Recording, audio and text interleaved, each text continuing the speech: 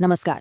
इतिहास में कुछ कहानियां ऐसी होती हैं जो वक्त के साथ पुरानी नहीं पड़ती, बल्कि और भी ज्यादा गहरी और दिलचस्प हो जाती हैं। आज हम एक ऐसी ही शख्सियत की जिंदगी के आखिरी पन्ने को खोलने जा रहे हैं। एक ऐसा सच जिस पर आज भी बहस होती है। जी हाँ, हम बात कर रहे हैं झांसी की रानी लक्ष्मीबाई की। ये एक ऐसा सवाल है जिसने 100 साल से भी ज्यादा वक्त से इतिहासकारों को उलझा रखा है। क्या वो वाकई जंग के मैदान में एक अनजान सिपाही के हाथों मारी गई, या उस आखिरी दिन की कहानी कुछ और ही थी? चलिए आज इसी रहस्य से पर्दा उठाने की कोशिश करते हैं।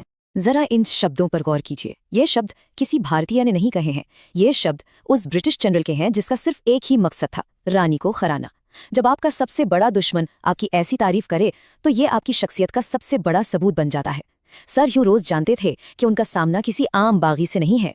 तो इस पूरी कहानी को समझने के लिए हम इन 6 हिस्सों से गुजरेंगे। हम उनकी पूरी यात्रा को देखेंगे, उनकी आखिरी लड़ाई को समझेंगे और फिर मौत से जुड़ी अलग अलग कहानियों की पड़ताल करेंगे ताकि सच्चाई के सबसे करीब पहुंच सकें। तो चलिए कहानी की शुरुआत करते हैं। आखिर ऐसी क्या नौबत आ गई थी कि एक रानी जो शांति से अपनी कानूनी लड़ाई लड़ रही थी, उसे अचानक हथियार उठाने पड़े? इस पूरी कहानी की जड़ ब्रिटिश ईस्ट इंडिया कंपनी की एक बहुत ही विवादित पॉलिसी में छिपी है। ये थी डॉक्ट्रिन ऑफ लैप्स। नाम सुनने में तो ये एक कानूनी पॉलिसी लगती है ना? पर असल में ये भारतीय रियासतों को हड़पने का अंग्रेजों का सबसे बड़ा हथियार था। और इसी पॉलिसी के तहत उन्होंने रानी के गोद लिए बेटे दामोदर राव को झांसी का वारिस मानने से साफ मना कर दिया। ये सिर्फ जमीन की लड़ाई नहीं थी, ये अपने सम्मान और अपने बेटे के हक की लड़ाई थी। अब ये बहुत दिलचस्प है। झांसी इस नीति का अकेला शिकार नहीं था। अंग्रेज एक एक करके पूरे भारत की रियासतों को इसी बहाने निगलते जा रहे थे। सतारा, संबलपुर, नागपुर, ये लिस्ट काफी लंबी है। झांसी का विलय तो उस आग में घी डालने जैसा था जो पहले से ही पूरे देश में सुलग रही थी। इन 4 सालों में देखिए कैसे सब कुछ बदल गया। कहाँ तो एक रानी थी जो वकीलों के जरिए लंदन में अपना हक मांग रही थी, और कहाँ अब वो एक मिलिट्री कमांडर बन चुकी थी जो घोड़े पर बैठकर मैदान जंग में लड़ रही थी।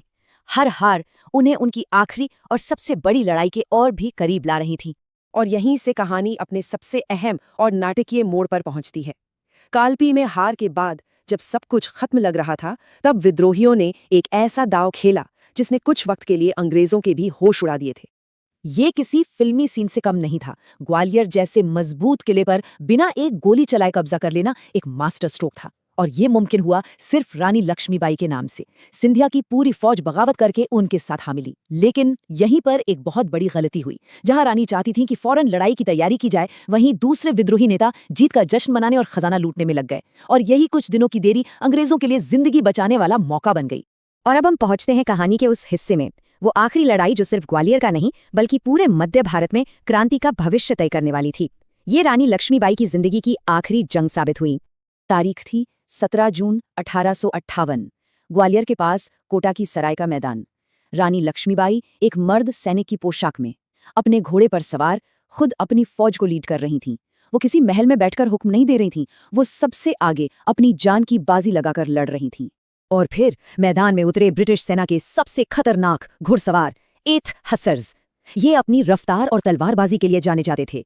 उन्होंने सीधा हमला बोला और विद्रोहियों की लाइन को तहस नहस कर दिया। चारों तरफ भगदड़ और अफरा तफरी मच गई।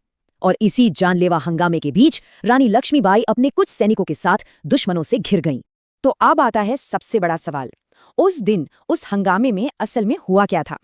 यहीं पर आकर इतिहास और कहानियां आपस में उलझ जाती हैं।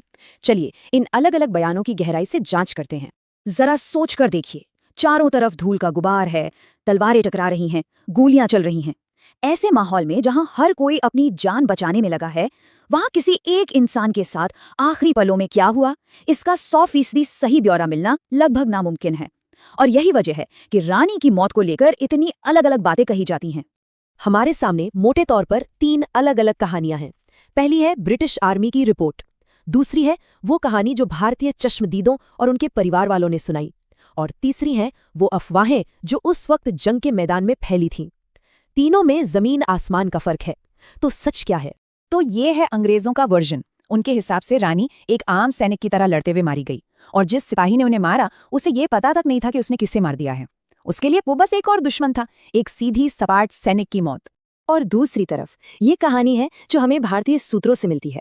ये ज्यादा दर्दनाक और निजी है। इसके मुताबिक रानी बुरी तरह घायल थी लेकिन जिंदा थी। उनके वफादार सिपाही उन्हें पास की एक कुटिया में ले गए जहां उन्होंने अपनी आखिरी सांस ली। उनकी बस एक ही इच्छा थी कि उनका शरीर अंग्रेजों के हाथ ना लगे। ये कहानी सिर्फ वीरता की नहीं, सम्मान की भी है। अब लड़ाई के मैदान में जैसा होता है, कई तरह की अफवाहें भी उड़ रही थीं। किसी ने कहा कि वो तोप के गोले से मारी गईं। किसी ने तो ये तक कहा कि उन्होंने खुद अपनी चिता जलाई। ये सारी बातें उस वक्त के माहौल और रानी की महान शख्सियत को दिखाती हैं, जिसके बारे में लोग किसी भी कहानी पर यकीन करने को तैयार थे। तो देखिए, उनकी मौत कैसे हुई, इस पर शायद हमेशा सवाल उठते रहेंगे, लेकिन उनकी विरासत पर, उस पर कोई सवाल नहीं है। उनकी मौत का जो असर हुआ और जो पहचान वो पीछे छोड़ गई, वो इतिहास में हमेशा के लिए दर्ज हो गई। सिर्फ 3 दिन। रानी की मौत के बाद अंग्रेजों को ग्वालियर पर कब्जा करने में बस 3 दिन लगे। ये छोटा सा आंकड़ा इस बात का सबसे बड़ा सबूत है कि उस पूरी क्रांति की जान, उसकी आत्मा रानी लक्ष्मीबाई ही थी। उनके जाते ही विद्रोहियों की हिम्मत टूट गई और मध्य भारत में लड़ाई लगभग खत्म हो गई।